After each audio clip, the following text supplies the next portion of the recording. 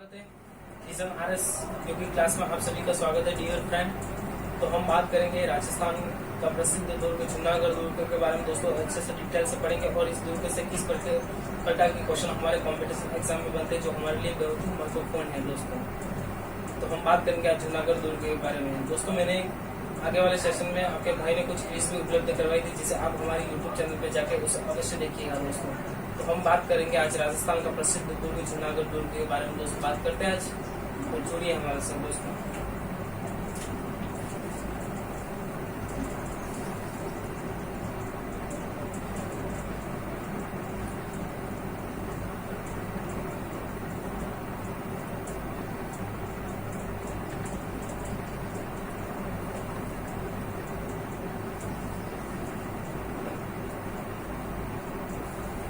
दोस्तों हम बात कर रहे हैं जूनागढ़ दुर्ग। और दोस्तों जूनागढ़ दुर्ग है हमारे राजस्थान के बीकानेर में स्थित कौन सा दुर्ग है? जूनागढ़ दुर्ग। दोस्तों इस दुर्ग से संबंधित कुछ बहुत ही महत्वपूर्ण इतिहास प्रचलित कुछ ऐसे बिंदु हैं जो कॉम्पिटिशन एग्जाम के नजरिए से बहुत ही इम्पोर्टेंस रखते हैं और कई बार कॉम्पिटिशन एग्जाम में ये क्वेश्चन इनपुट भी हो चुके हैं दोस्तों। तो हम बात करते हैं जूनागढ़। दोस्तों जूनागढ़ दुर्ग पढ़ने से पहले हम जो जूनागढ़ दुर्ग जो बीकानेर में स्थित है, हम बीकानेर का कुछ सामान्य परिचय देख लेते हैं और बीकानेर नगर की स्थापना किसने की, सामान्य सा इंट्रोडक्शन करते हैं बीकानेर के बारे में दोस्तों। तो दोस्तों 1465 की बात करें तो 1465 में राव बीका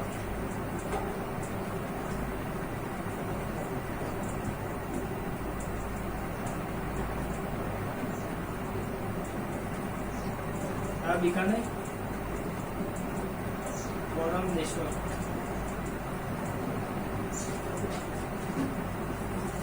देखो दोस्तों, इस बीकानेर की स्थापना की बात करें दोस्तों तो 1465 में राव बीकानेर के द्वारा इस बीकानेर नगर को बसाया जाता है, यानी इस बीकानेर नगर की स्थापना की जाती है दोस्तों। और किस स्थान पर? क्योंकि बीकानेर की स्थापना कहाँ से, यानी कौड़न देश में एक स्थान है दोस्तों बीकानेर में। इस कौड़न देश स्थान पर राव बीकानेर 1465 में बीकानेर नगर की स्थापना की। तो हमने बीकानेर के बारे में कुछ इंट्रोडक्शन पढ़ा। अब हम जूनागढ़ दुर्ग के बारे में दोस्तों पढ़ते हैं। इसका निर्माण किसने करवाया, इसके क्या उपनाम है, क्या श्रेणी है और उसकी का स्पेसिफिक विशेषता को हम देखते हैं। तो दोस्तों हम बात करते हैं आगे जूनागढ़ दोस्तों, जूनागढ़ दुर्ग के बारे में दोस्तों।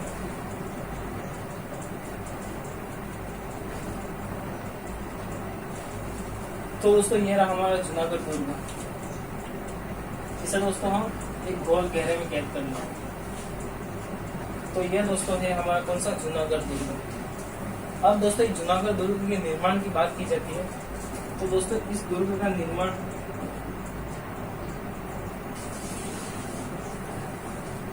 दोस्तों 1589 में स्टार्ट हुआ था और 1594 में इस दुर्ग का निर्माण कार्य पूर्ण हो जाता है। किसके द्वारा? रायसी।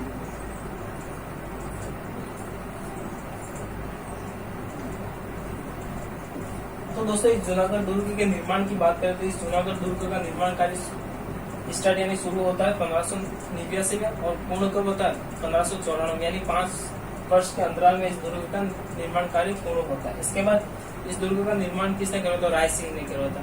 तो दोस्तों दुर्ग का निर्माण होता है तो दुर्ग का निर्माण होता है तो किस स्थान में होता है, ये जरूरी हमारे लिए जानना। तो ये दुर्ग किस स्थान में बना हुआ है, यानी किस स्थान में इस दुर्ग का निर्माण करवाया? राय सिंह के द्वारा। तो दोस्तों एक बीकानेर में एक स्थान है दोस्तों, ध्यान रखना, एक स्थान है दोस्तों राती घाटी। ये बहुत कॉम्पिटिशन एग्जाम के नजरिए से इम्पोर्टेंट है दोस्तों, राती घाटी।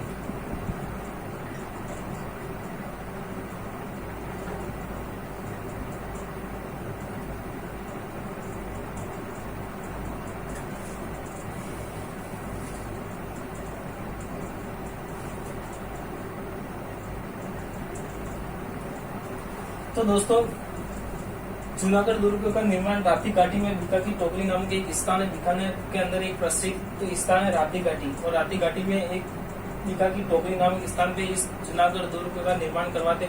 इसके द्वारा रायसी के द्वारा जूनागढ़ दुर्ग का निर्माण होता है राती घाटी में बीका की टोकरी पे। कहाँ पे दोस्तों? राती घाटी में बीका की टोकरी पे। तो स्थान पूछे अगर आपको जूनागढ़ दुर्ग का निर्माण किस स्थान पे करवाया गया, अगर ये क्वेश्चन तो 100% इनपुट होने के चांसेस ज्यादा है दोस्तों। तो ये ध्यान रखना आप राती घाटी में बीका की टोकरी स्थान पर। तो दोस्तों इस स्थान पे एक पहले और भी भवन बना हुआ था। यहाँ तक तो आपको क्लियर समझ में आ गया कि दुर्ग का निर्माण राय सिंह ने करवाया। तो कहाँ किस स्थान पे करवाया, तो स्थान की बात करें तो नाटी घाटी में बीका की टोकरी नामक स्थान पे इस दुर्ग का निर्माण करवाया। यहाँ तक आपको अच्छे से समझ में आ गया होगा। अब हम आगे बात करते हैं दोस्तों, इस राती घाटी में बीका की टोकरी नामक स्थान पर एक अन्य भवन बना हुआ था पहले, इससे पहले। तो दोस्तों जब 1488 की बात की जाए तो 1488 में राव बीका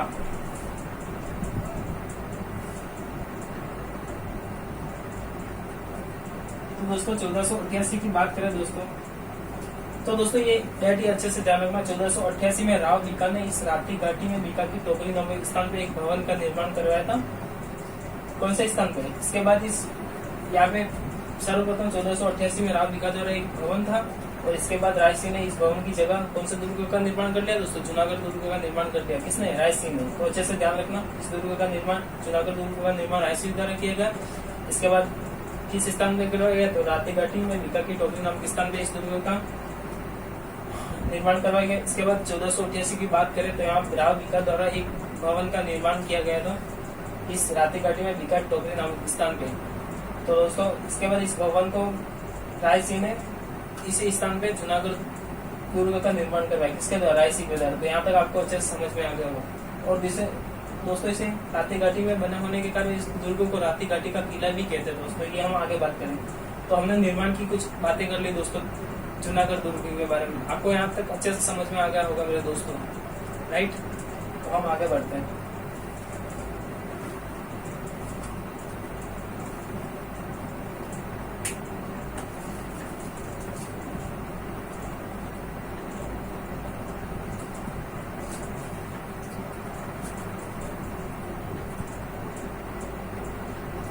तो दोस्तों इस जूनागढ़ दुर्ग के उपनाम क्या दोस्तों? क्या उपनाम है इस दुर्ग में?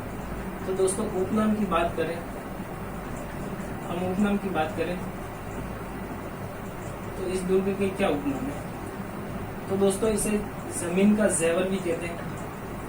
जमीन का जेवर नाम से कौन सा दुर्ग प्रसिद्ध है दोस्तों? जूनागढ़, जमीन का जेवर। इसके बाद इसे राती घाटी का दुर्ग, राती घाटी का किला भी कहते हैं दोस्तों इसे।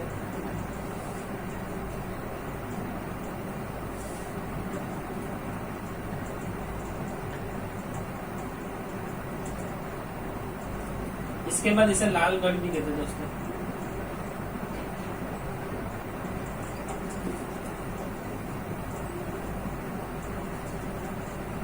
तो दोस्तों हमने इस दुर्ग के उपनाम की बात की। तो इस दुर्ग जूनागढ़ दुर्ग के क्या उपनाम हो सकते हैं दोस्तों? क्या उपनाम है? यानी इसे जमीन का जेवर, जमीन का जेवर भी किस नाम से प्रसिद्ध है? कौन सा दुर्ग प्रसिद्ध है दोस्तों? जूनागढ़। कौन सा दोस्तों? तो जूनागढ़। और कौन सा जूनागढ़ दोस्तों? बीकानेर वाला। इसके बाद इसे राती घाटी का किला भी कहते हैं, क्योंकि ये दुर्ग है ना, वो राती घाटी नामक स्थान पे, बीका नामक टोकरी स्थान पे बने होने के कारण इसे राती घाटी का किला भी कहते हैं। किसे दोस्तों? इस जूनागढ़ को। इसके बाद यह दुर्ग है ना, लाल पत्थरों से निर्मित होने के कारण इस दुर्ग का लालगढ़ की संख्या दी, यानी इस दुर्ग को लालगढ़ भी कहा जाता है। तो यहाँ तक आपको अच्छे से समझ में आएगा उपनाम। इसके बाद इस दुर्ग की श्रेणी क्या दोस्तों? तो दोस्तों इस दुर्ग की श्रेणी है एक तो धानवन, और धानवन का मतलब क्या होता है आपको अच्छे से पता है। इसके बाद एक इस दुर्ग की और श्रेणियां हैं पारिक,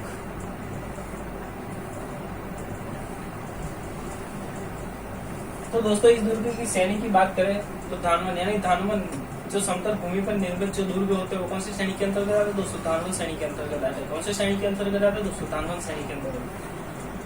इसके बाद हमने बात की पारिक, यानी ये दुर्ग पारिक श्रेणी की श्रेणी में भी आता है। पारिक मतलब ये आपके पीछे क्या नजर आ रहा है? पारिक ख से क्या होगा दोस्तों? खाई। यानी इस दुर्ग के चारों तरफ क्या है दोस्तों? खाई है। यानी कौन सा दुर्ग होगा? ऐसा जूनागढ़। यानी जिस दुर्ग के चारों तरफ खाई स्थित है उसे कौन सी श्रेणी के अंतर्गत रखता है? पारिक। और पारिक श्रेणी के अंतर्गत कौन सा दुर्ग आता है? हमारा जूनागढ़ बीकानेर वाला। और धानवन श्रेणी के अंतर्गत भी कौन सा दुर्ग आता है? ये जूनागढ़ बीकानेर। तो इस श्रेणी को, ये दोनों श्रेणी। इसके बाद हम इसका वास्तुकार कौन था दोस्तों?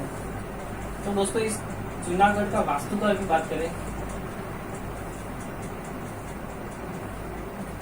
वास्तुकार होता क्या है दोस्तों? वास्तुकार से मतलब है इस दुर्ग का नक्शा किसने तैयार किया था, यानी इस दुर्ग जो जूनागढ़ दुर्ग है, इस जूनागढ़ दुर्ग का नक्शा किसने तैयार किया था, तो किसने तैयार किया था?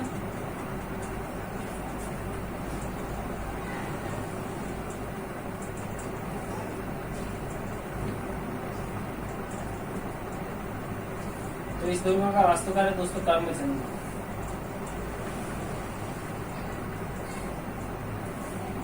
तो दोस्तों इस दुर्ग का नक्शा तैयार करने वाले थे कौन? कर्मचंद, यानी कर्मचंद के द्वारा इस दुर्ग का नक्शा तैयार किया गया। किस दुर्ग का दोस्तों? जूनागढ़ दोस्त का। तो वास्तुकार के बारे में क्वेश्चन पूछे तो वास्तुकार के बारे में कौन सा दोस्तों ध्यान रखना? कर्मचंद। क्या दोस्तों? कर्मचंद।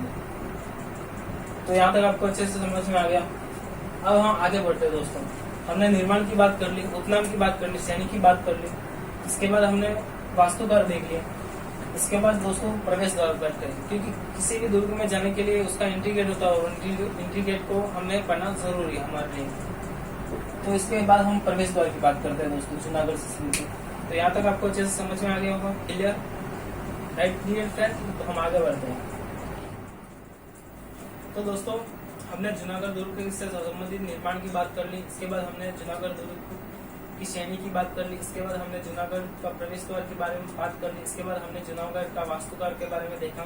अब हम जूनागढ़ दुर्ग का प्रवेश द्वार देखते हैं दोस्तों। जूनागढ़ दुर्ग का प्रवेश द्वार आपको अच्छे से ध्यान में होना चाहिए, क्योंकि इससे कॉन्फिडेंस एग्जाम में क्वेश्चन बनने के चांस ज्यादा है। तो बात करते हैं जूनागढ़ यानी बीकानेर में स्थित जूनागढ़ दुर्ग के प्रवेश द्वार के बारे में दोस्तों।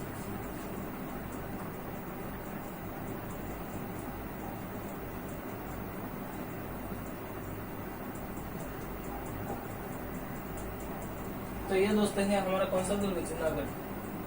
तो जूनागढ़ के दोस्तों प्रवेश द्वार के बारे में बात करें। प्रवेश द्वार तो दोस्तों इस दुर्ग के प्रसिद्ध दो प्रवेश द्वार है, एक तो कर्णपुर, एक सूरजपुर। कौन सा दोस्तों प्रवेश द्वार इस दुर्ग में? एक तो है कर्णपुर,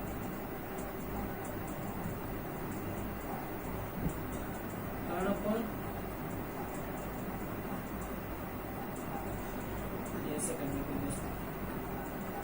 कर्णपुर और सूरजपुर।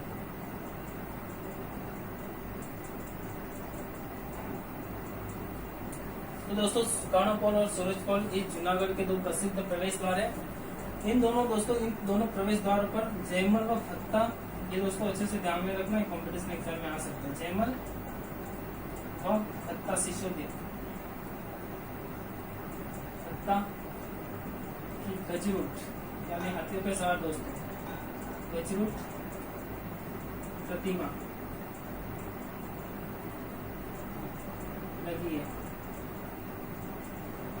तो दोस्तों बात करें इस जूनागढ़ दुर्ग के दो प्रसिद्ध प्रवेश द्वार, एक तो दोस्तों क्या कौन सा? कर्णपुर और सूरजपुर। इन कर्णपुर और सूरजपुर दोनों पे दोस्तों जयमल व फत्ता की हाथियों पे सवार प्रतिमा लगी हुई है। कौन से गेट पे दोस्तों? जूनागढ़ के प्रवेश द्वार पे। कौन से प्रवेश द्वार पे दोस्तों? कर्णपुर और सूरजपुर, यानी कर्णपुर और सूरजपुर पे जयमल व फत्ता की गजरूट प्रतिमा या हाथियों की सवार प्रतिमा लगी हुई है। अब आप बोलेंगे गुरुजी जयमल और फत्ता कौन थे? तो दोस्तों एक जयमल और फत्ता के बारे में कुछ इम्पोर्टेंट आपको इनके बारे में कुछ आपको बताता जो आपके कंपटीशन एग्जाम के लिए भी जरूरी है। तो दोस्तों जयमल व फत्ता दोनों मेवाड़ के शासक थे उदय सिंह जी 1567 में। जब 1567 में उदय सिंह जी शासक थे मेवाड़ के, तब इनके दो सेनापति थे जयमल मेड़तिया व फत्ता सिसोदिया। कौन दोस्तों? जयमल मेड़तिया और फत्ता सिसोदिया किनके सेनापति थे? उदय सिंह जी के। तो 1567 में जब अकबर का आक्रमण होता है इस मेवाड़ दुर्ग यानी चित्तौड़ दुर्ग पर, जब अकबर का आक्रमण होता है, तब उदय सिंह जी पूरे दुर्ग का भार जयमल और फत्ता के कंधों पर सौंप के उदय सिंह जी गोलकुंडा की पहाड़ियों में चले जाते हैं। अब उदय सिंह जी तो चले गए दोस्तों गोलकुंडा की पहाड़ियों में। अब दुर्ग की सारी जिम्मेदारी आ गई दोस्तों किस पे? जयमल व फत्ता पे।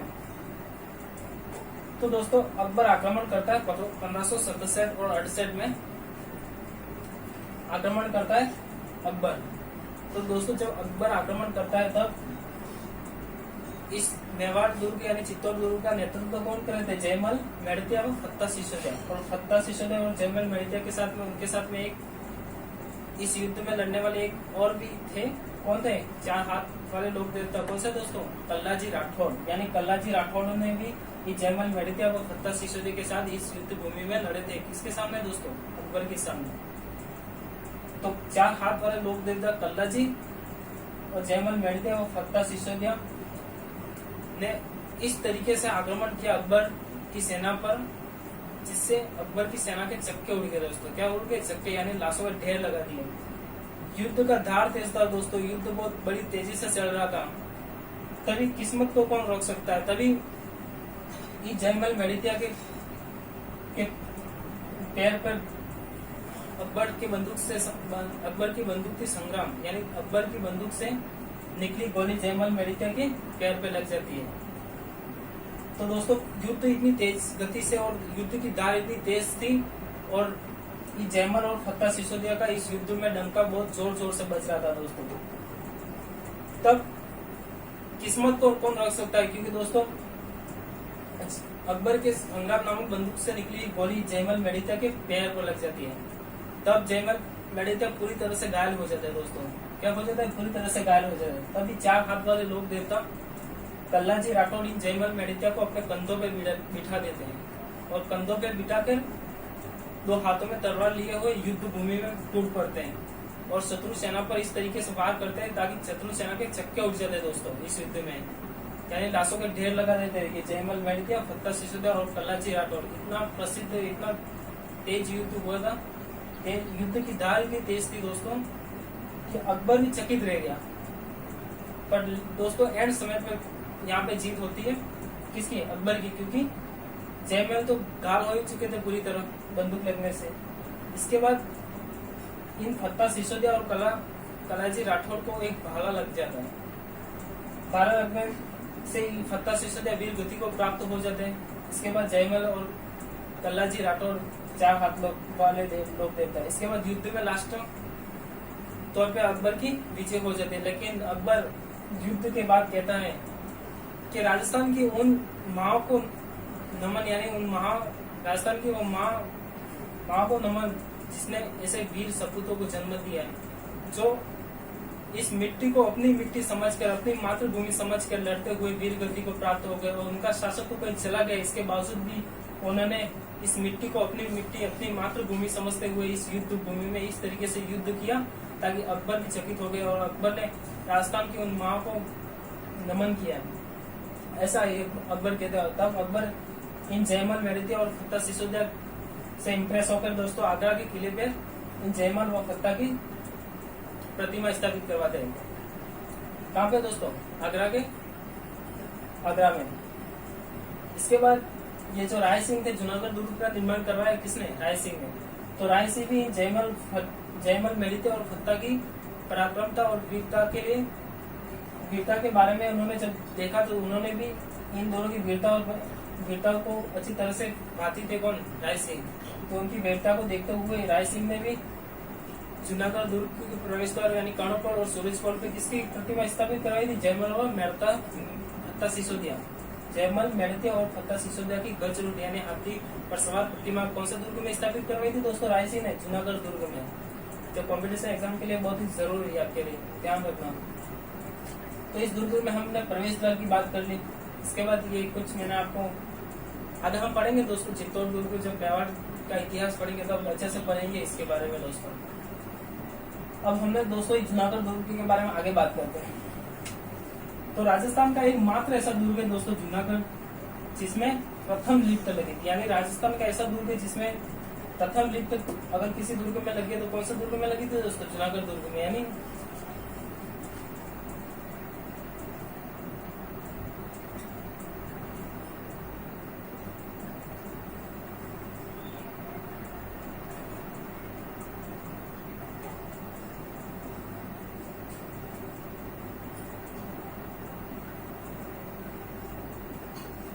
यानी दोस्तों जो प्रथम लिफ्ट इसी दुर्ग में लगी है, यानी प्रथम लिफ्ट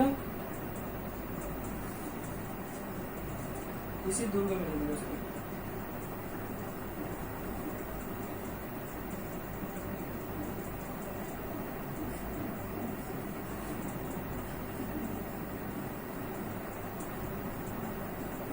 तो दोस्तों प्रथम लिफ्ट यानी राजस्थान का एकमात्र ऐसा दुर्ग है जिसमें प्रथम लिफ्ट लगी थी। यानी प्रथम लिफ्ट कौन से दुर्ग में लगी थी दोस्तों? जूनागढ़ दुर्ग में। अगर अभी तो वर्तमान में मेहरानगढ़ दुर्ग में भी लिफ्ट लगी है, लेकिन जब प्रथम लिफ्ट लगी थी वो कहाँ लगी थी दोस्तों? इस जूनागढ़ दुर्ग में। कौन सा दुर्ग में दोस्तों? जूनागढ़ दुर्ग में। अगर आपको कॉम्पिटिशन एग्जाम में पूछता है कि राजस्थान का ऐसा कौन सा दुर्ग है जिसमें प्रथम लिफ्ट लगी थी, तो कौन सा दुर्ग है दोस्तों? जूनागढ़ दुर्ग में। आपको यहाँ तक अच्छे से क्लियर हो गया। इसके बाद हम आगे बढ़ते हैं दोस्तों। क्या बढ़ते हैं? आगे बढ़ते हैं। तो आगे बात करते हैं दोस्तों, इस बीकानेर में एक शासक थे गंगा सिंह, बड़ा रॉयल शासक थे। इनके बारे में आपने अच्छे से पढ़ा हो। इसे राजस्थान का भागीरथ भी कहते हैं, आप जानते हैं दोस्तों अच्छे से। तो गंगा सिंह का लड़ाकू विमान भी स्थित है इसी दुर्ग में दोस्तों। गंगा सिंह का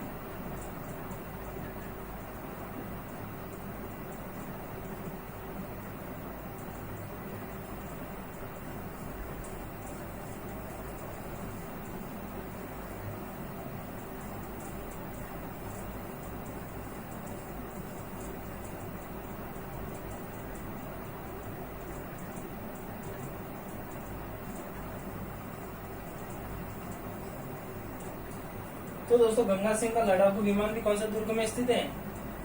जूनागढ़ दुर्ग में। दोस्तों गंगा सिंह बड़े रॉयल शासक थे। यहाँ विमानों और कारों से बहुत प्रेम करते थे, यानी उनका लगाव ज्यादा था।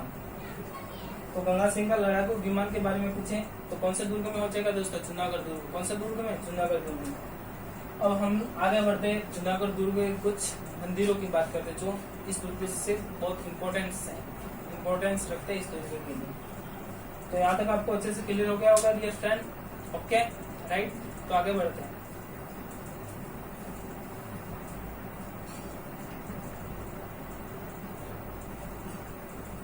दोस्तों आपने पढ़ा होगा दीवारों के भी काम होते हैं, लेकिन जूनागढ़ दुर्ग के बारे में ऐसा कहा जाता है कि जूनागढ़ की दीवारें बोलती हैं। अब जूनागढ़ दुर्ग के कुछ मंदिरों की बात करते हैं दोस्तों। इस दुर्ग में कौन से मंदिर स्थित है, तो इन मंदिरों की बात करते हैं दोस्तों।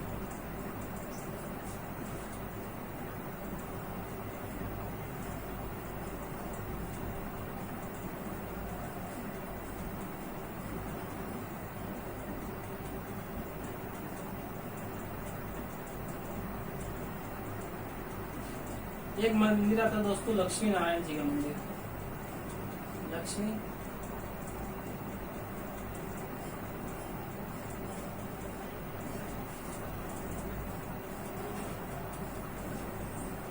तो दोस्तों इस दुर्ग में एक मंदिर आता है लक्ष्मी नारायण जी का मंदिर। इस दुर्ग का सबसे आकर्षक यानी जूनागढ़ दुर्ग का सबसे आकर्षक मंदिर है। कौन सा मंदिर है दोस्तों? ये लक्ष्मी नारायण जी मंदिर। और इस दुर्ग का निर्माण किसने करा था दोस्तों? रतन सिंह ने। किसने करा था? रतन सिंह ने। तो इस दुर्ग का निर्माण की बात करें, रतन सिंह ने इस मंदिर का निर्माण करवाया था। इस मंदिर का निर्माण करवाया। और जूनागढ़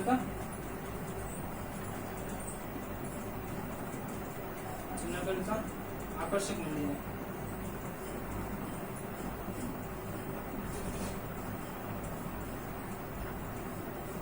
तो जूनागढ़ का दोस्तों आकर्षक मंदिर लक्ष्मीनाथ जी यानी लक्ष्मीनाथ जी का मंदिर का स्थित है दोस्तों? सोनारगढ़ में स्थित है। कहाँ पे स्थित है? लक्ष्मीनाथ जी का सोनारगढ़ में। और लक्ष्मीनाथ जी को क्या कहते हैं दोस्तों?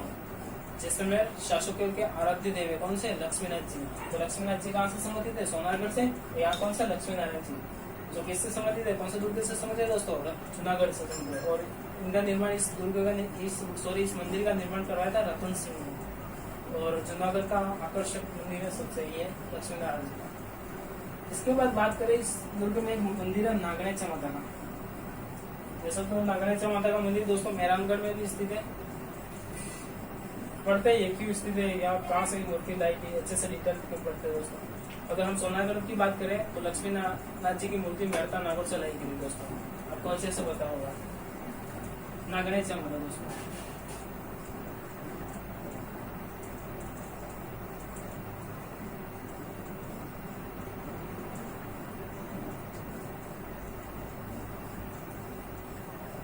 तो नागणेचा माता दोस्तों, ये नागणेचा माता भी दोस्तों कहाँ स्थित है? इसी दुर्ग में स्थित है, यानी इसी दुर्ग से स्थित है। तो दोस्तों बात करें जोधपुर में भी राठौर राजवंश है और बीकानेर में भी कौन सा वंश राजवंश है? राठौर राजवंश। तो दोस्तों जोधपुर के अंदर एक शासक थे दुल्हड़। आपने नाम सुना होगा, राठौर राजवंश के शासक थे दुल्हड़।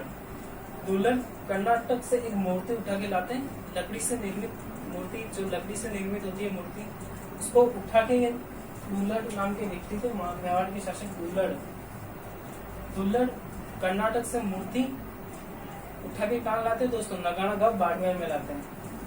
और दुल्लड़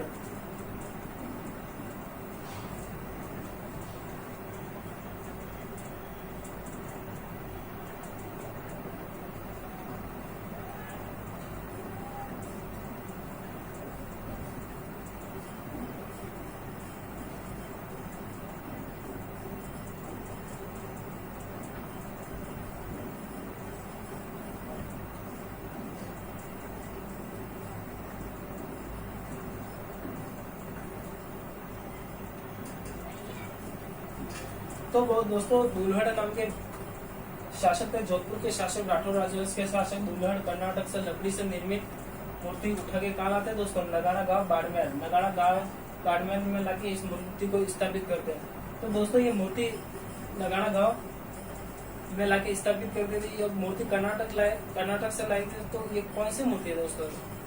तो दोस्तों चक्रेश्वरी माता। कौन सी मूर्ति लाई थी? ये दुल्हड़ यानी जोधपुर के शासक दुल्हड़ कर्नाटक से चक्रेश्वरी माता की मूर्ति उठा के लाके कौन से गांव में स्थापित करवाई? नगाड़ा गांव बाड़मेर में कौन सी मूर्ति स्थापित करवाई? चक्रेश्वरी माता। और नगाड़ा गांव में इस चक्रेश्वरी माता की मूर्ति स्थापित होने के कारण इसे क्या कहा गया दोस्तों? नागणेची माता। नागणेची माता क्या कहा गया दोस्तों? नागणेची माता। आपको अच्छे से समझ में आया?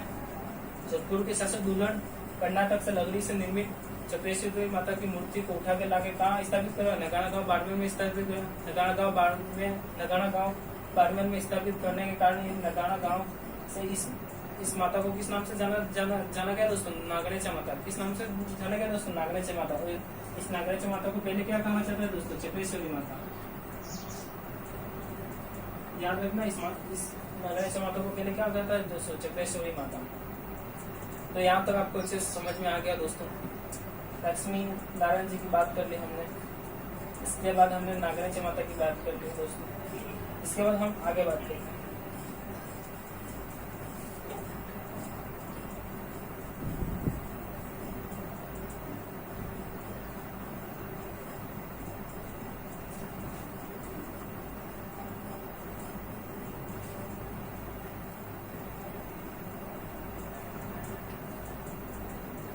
दोस्तों हमने जूनागढ़ से संबंधित लक्ष्मी नारायण जी के मंदिर की बात कर ली। इसके बाद हमने नागणेची माता के बारे में पढ़ लिया। अब हम आगे बढ़ेंगे। इस दुर्ग का एक और प्रसिद्ध मंदिर है दोस्तों। इस दुर्ग का एक और प्रसिद्ध मंदिर है। कौन सा मंदिर दोस्तों? लक्ष्मी नारायण जी। लक्ष्मी नारायण जी का तो मंदिर कहाँ गया दोस्तों?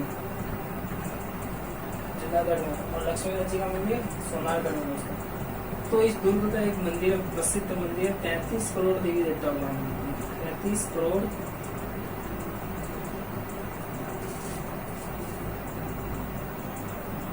देवी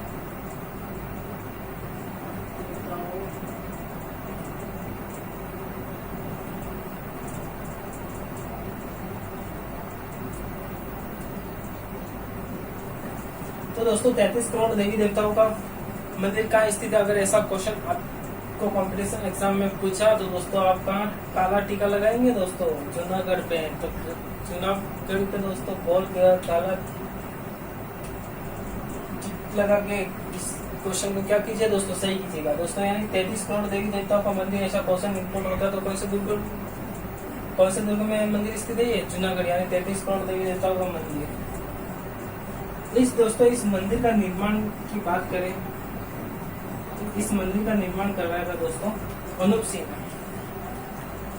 इन 33 करोड़ देवी देवताओं का मंदिर का निर्माण करवाया था कौन सा शासक दोस्तों? अनूप सिंह ने। यानी अनूप सिंह के समय इस 33 करोड़ देवी देवता मंदिर का निर्माण हुआ। तो दोस्तों निर्माण की बात करें अनूप सिंह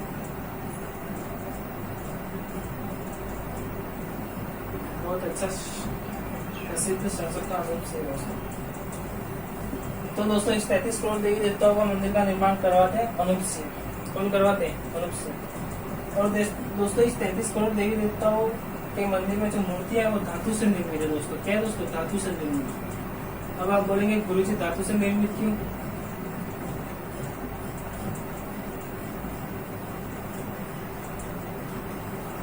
धातु से निर्मित यानी 33 करोड़ देवी देवताओं का मंदिर का निर्माण अनूप सिंह ने करवाया और इसमें धातु से निर्मित मूर्तियां, यानी धातु से निर्मित मूर्तियां क्यों बनाएंगी, क्योंकि वर्तमान में कोई ऐसा कट्टर मुस्लिम शासक आना चाहे, अगर तोड़ने का प्रयास करेगा तो ये मूर्ति धातु के होने के कारण ये टूटेगी नहीं, इसलिए ये मूर्ति इस 33 करोड़ देवी देवताओं में मूर्तियां धातु से निर्मित है। यानी कौन से कैसे निर्मित है दोस्तों, धातु से निर्मित। 33 करोड़ देवी देवताओं के मंदिर में धातु से निर्मित मूर्तियां हैं और अनूप सिंह ने इसका निर्माण करवाया।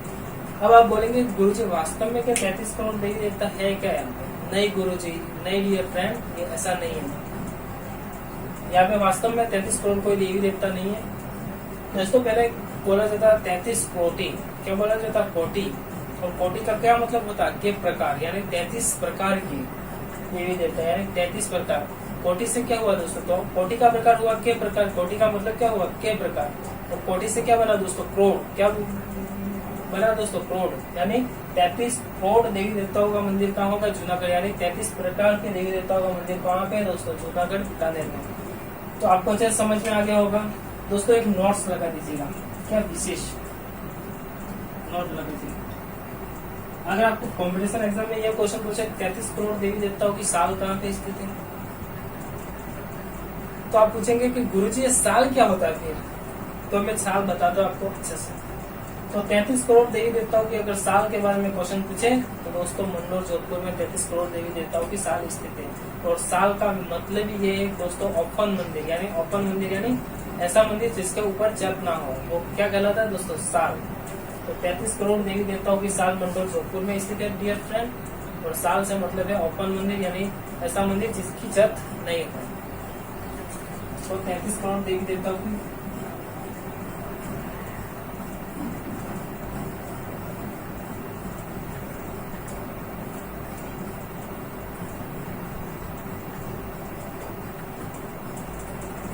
साल।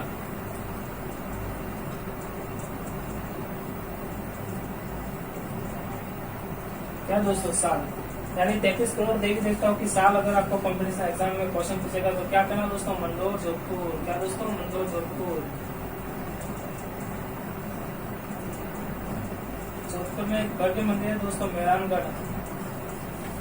अभी तो लॉकडाउन चल रहा है पर आप घूमने जाइएगा दोस्तों। मंडोर एक भव्य प्रसिद्ध मंदिर महल है, यानी दुर्ग है कौन सा? मेहरानगढ़ दोस्तों, जोधपुर के अंदर स्थित है। तो दोस्तों 33 करोड़ देवी देवताओं की साल कहाँ स्थित होगी? मंडोर जोधपुर में। तो हमने जूनागढ़ के बारे में कुछ सारे मंदिर हमने कंप्लीट कर लिए। और दोस्तों मेरे द्वारा जो मंदिर पढ़ाई गया आप इसे अच्छे से कंप्लीट कीजिएगा। और अब ये भी अगर आपके पास कोई सी भी बुक हो, ऑथेंटिक बुक हो, तो आप मिलान कीजिएगा इसमें पढ़ाए गए क्वेश्चनों में से कितने क्वेश्चन कॉम्पिटिशन एग्जाम में इनपुट हुए हैं और आगे भी इनपुट होते रहेंगे इस तरीके के क्वेश्चन। आप जरूर मिलान कीजिएगा अगर आपके पास कोई ऐसी बुक हो ऑथेंटिक, वरना मैं क्विज में आपको अच्छे से उपलब्ध कराऊंगा कि ये इस तरीके का ये क्वेश्चन कौन से कॉम्पिटिशन एग्जाम में पूछा, या तो आरपीएससी ने पूछा या अधीनस्थ बोर्ड ने पूछा, किसने पूछा, कि आपको मैं अच्छे से अगली वाली जो हमारी क्विज आएगी उस क्विज में आपको अच्छे से मैं ये सेटअप कर दूंगा। तो आप हमारी अगली क्विज को भी अच्छे से देखिएगा दोस्तों। तो आपको यहाँ तक अच्छे से समझ में आ गया डियर फ्रेंड। तो आगे चलते हैं, आगे चलते नहीं, आगे बढ़ते हैं दोस्तों, क्योंकि हमें चलना नहीं आगे बढ़ना है।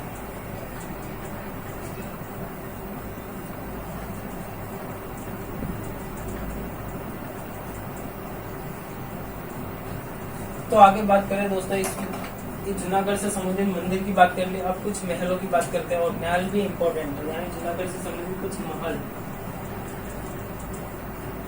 दोस्तों महल की बात करें तो यहाँ पे एक पहला महल आता है अनूप महल। अनूप महल कौन सा महल आता है दोस्तों? अनूप महल।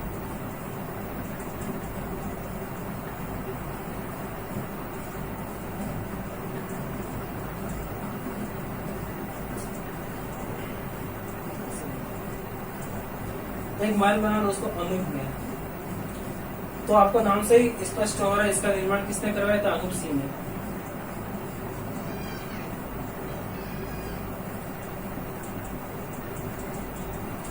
निर्मित करवाया,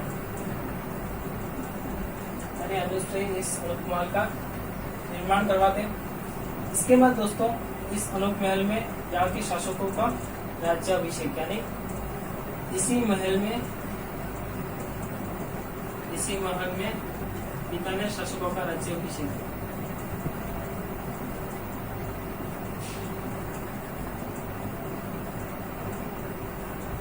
बीकानेर शासकों का राज्याभिषेक दोस्तों।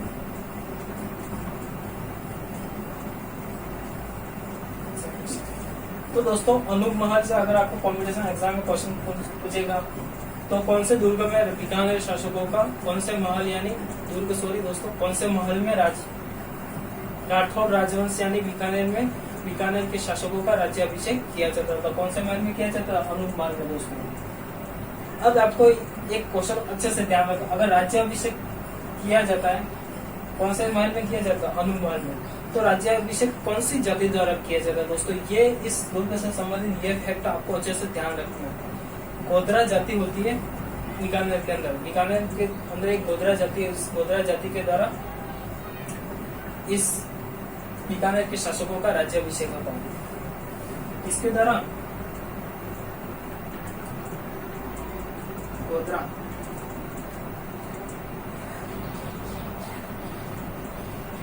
एक जाति होती है, बीकानेर की स्थानीय जाति होती है दोस्तों गोधरा।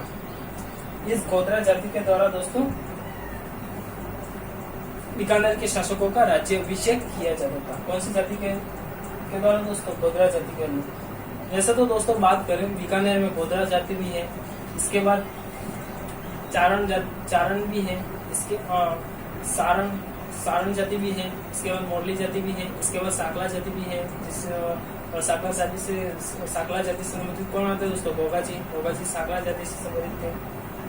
तो दोस्तों अगर राव बीकानेर अगर इस जूनागढ़ की स्थापना की, यानी जूनागढ़ इस रायसी द्वारा जब जूनागढ़ बनवाया गया और राव बीकानेर जब बीकानेर की नगर की स्थापना की गई, मैंने नगर को बसाया गया, तब यहाँ पे जाति नहीं होगी क्या? तो थी दोस्तों। पहले यहाँ पे दो प्रसिद्ध जातियां थी, एक तो गोधरा, एक सारण। क्या दोस्तों? सारण। दो जातियां थी। तो इन जातियों में, इन गोधरा और सारण जातियों में युद्ध बहुत होता था दोस्तों। ये जातियां आपस में लड़ने पे उतारू थी दोस्तों। तो इसका फायदा किसने उठाया दोस्तों? इसने उठाया, बीकानेर के शासकों ने उठाया और इन दोनों जातियों को आपस में लड़वा के इन दोनों जातियों का दमन कर दिया। इसके बाद जो गोधरा जाति थी, उन गोधरा जाति को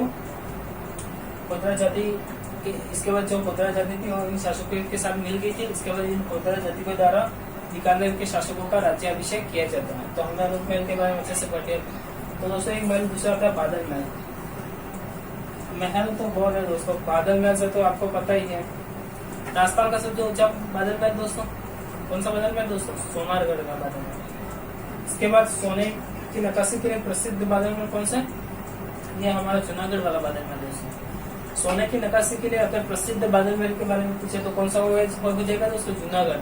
तो सबसे ऊंचा बादल महल सोनारगढ़ वाला बादल महल कौन सा? जैसलमेर। इसके बाद राजस्थान का बादल में ऐसा क्वेश्चन इनपुट होता है, तो ऐसा क्वेश्चन में आंसर क्या देना अपने को? कुंभलगढ़ का बादल महल, जो राजस्थान का प्रसिद्ध बादल महल है। इसके बाद वास्तविक बादल महल का आवास कहाँ होता है? तो वास्तविक बादल महलों का आवास कहाँ होता है दोस्तों? नागौर के बादल महलों को ऐसा लगता है कि जैसे कि वास्तविक बादल का आवास होगा। ऐसी सोने की नक्काशी के लिए प्रसिद्ध बादल महल नागौर में स्थित, जहाँ वास्तविक बादल महलों का आवास होता है दोस्तों। तो यहाँ तक आपको अच्छे समझ में आ गया। फिर जूनागढ़ से संबंधित दोस्तों दूसरा दुर्ग के बारे में बात करते हैं। तो इस महल में दूसरा महल है दोस्तों बादल महल।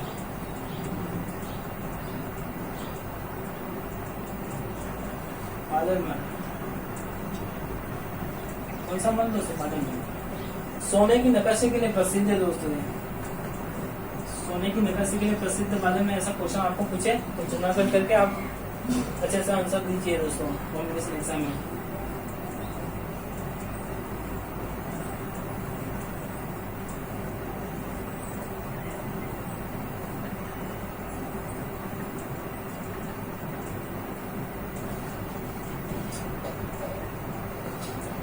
तो सोने की नक्काशी के लिए प्रसिद्ध कौन सा बादल महल हो गया दोस्तों? बादल महल कौन सा हो गया? जूनागढ़ का बादल महल। इसके बाद तीसरा बादल महल की बात करें तो एक बादल महल आता है दोस्तों गजविलास।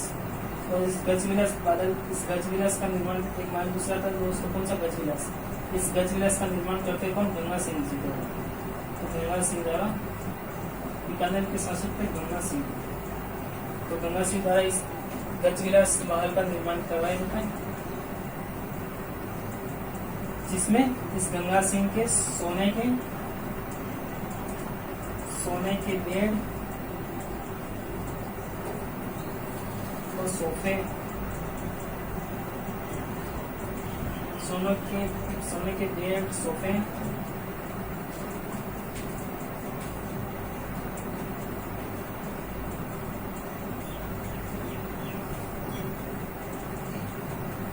वेशभूषा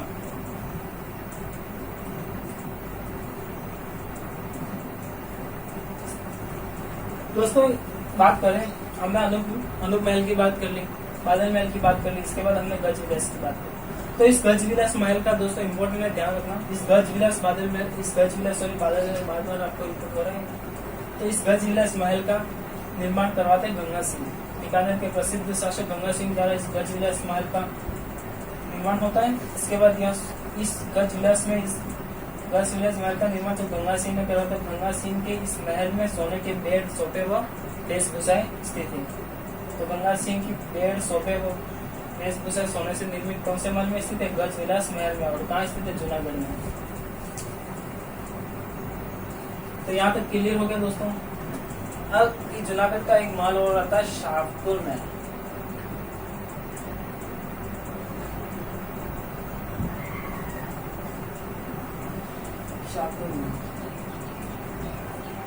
तो उस पर अच्छे से ध्यान रखना दोस्तों। इस महल के 4 ही प्रमुख महल के बारे में देखना है। वैसे दोस्तों देखा जाए तो इस जूनागढ़ से संबंधित प्रवेश द्वार भी बहुत है, लेकिन इतने प्रवेश द्वार हमको याद नहीं रखे जाते। हमें सिर्फ वही पढ़ना है जो कंपटीशन में एग्जाम में पूछा जाता है और कंपटीशन एग्जाम के नजरिए से मायने रखता है बहुत ज्यादा।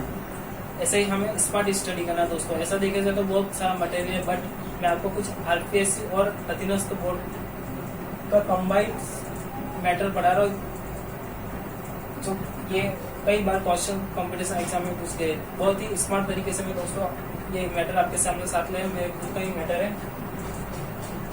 तो ये जूनागढ़ के 4 महल है, आपको कोई याद रखना। अनूप महल, बादल महल, गज विलास और शाहपुर महल दोस्तों। ओके, यहाँ तक आपको क्लियर? तो आगे बढ़ते हैं दोस्तों।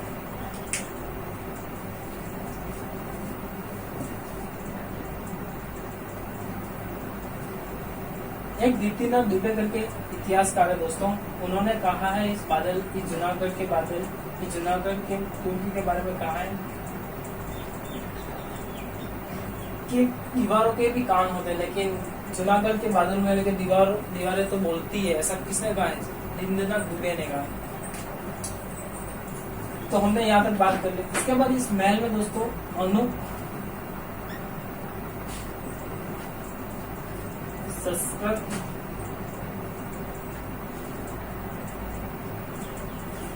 पुस्तकालय स्थित है।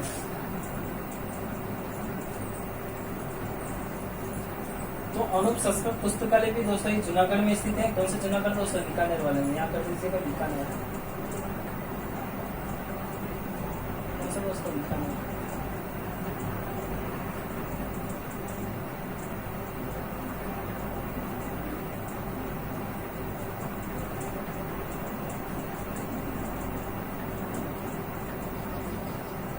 तो दोस्तों जूनागढ़ में अनूप संस्कृत पुस्तकालय निर्मित है। जो किसने निर्माण किया था? अनूप सिंह ने। यानी अनूप संस्कृत पुस्तकालय का निर्माण करवाते हैं अनूप सिंह द्वारा। किसके द्वारा दोस्तों? अनूप सिंह। इसी पुस्तकालय में दोस्तों मेवाड़ के शासक है कुंभा के ग्रंथों का संकलन भी इसी पुस्तकालय में स्थित है। यानी ये फैक्ट ध्यान रखना, कुंभा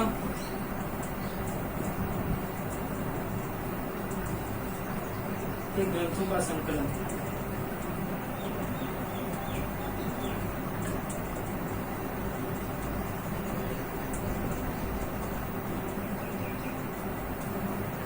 तो दोस्तों अनूप संस्कृत पुस्तकालय में कुंभा के ग्रंथों का संकलन भी स्थित है।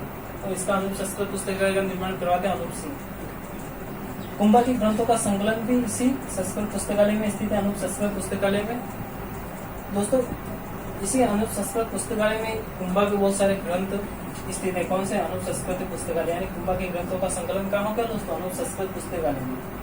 क्या तक क्लियर? इसके बाद जूनागढ़ में एलपी टेसीटोरी, ये दो फैक्ट ध्यान रखिएगा दोस्तों। एलपी टेसीटोरी,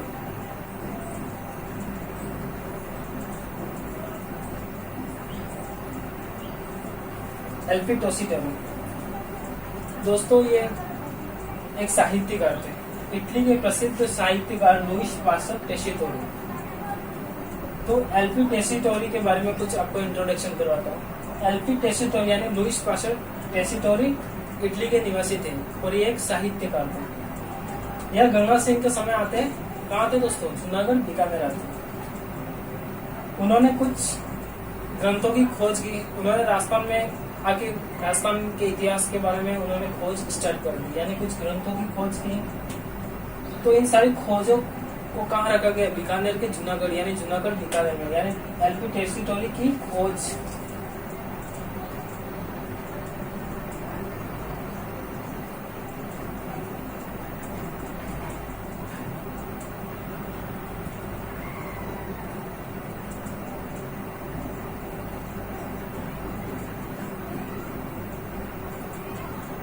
यानी एलपी टेसीटोरी की खोज का संकलन भी कहाँ मिल जाता है दोस्तों? इसी जूनागढ़ या बीकानेर दुर्ग में मिल जाता है। यानी दोस्तों पृथ्वीराज राठौड़ को इन टेसीटोरी ने डिंगल्स का हेरोन्स भी कहा है। क्या कहा है दोस्तों? डिंगल्स का हेरोन, यानी दो शैलियां हमारे, डिंगल और फिंगल।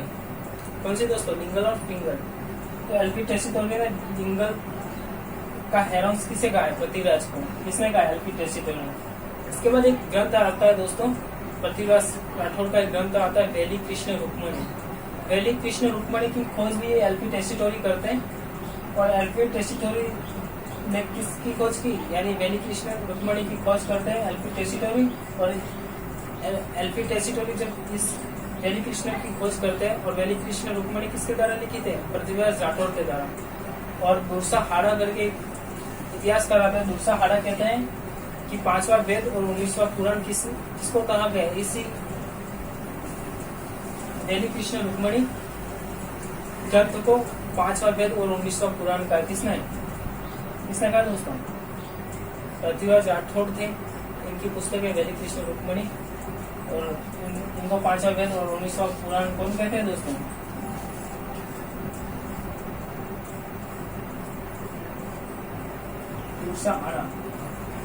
इसके बाद एलपी टेसीटोरी इस ग्रंथ का खोज करते हैं। इसके बाद इनकी खोज का सारा संकलन कहाँ पे स्थित है दोस्तों? जूनागढ़ बीकानेर में एलपी टेसीटोरी के ग्रंथों का, यानी इनके खोजों का सारा संकलन। इसके बाद कुंभा के ग्रंथों का भी संकलन कहाँ स्थित है दोस्तों? जूनागढ़ बीकानेर में स्थित है दोस्तों। तो यहाँ तक कंप्लीट हो गया दोस्तों। दुर्ग ऐसा टॉपिक है जो इतिहास को अच्छे तरह से कनेक्ट करता है, यानी दोस्तों कनेक्टिविटी है इसकी। यानी इससे राजस्थान की बहुत सारी सामान्य जानकारी, बेसिक जानकारी आपको अच्छे से यहाँ पे कंप्लीट हो जाएगी दोस्तों। इसके बाद दोस्तों हम बात करें, एक आता है दोस्तों बिंद्रनाथ दुबे।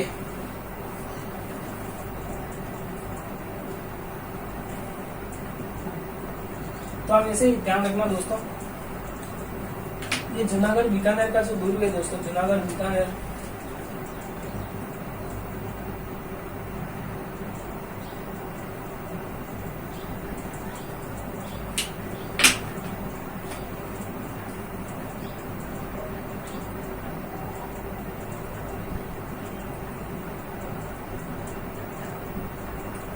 तो दोस्तों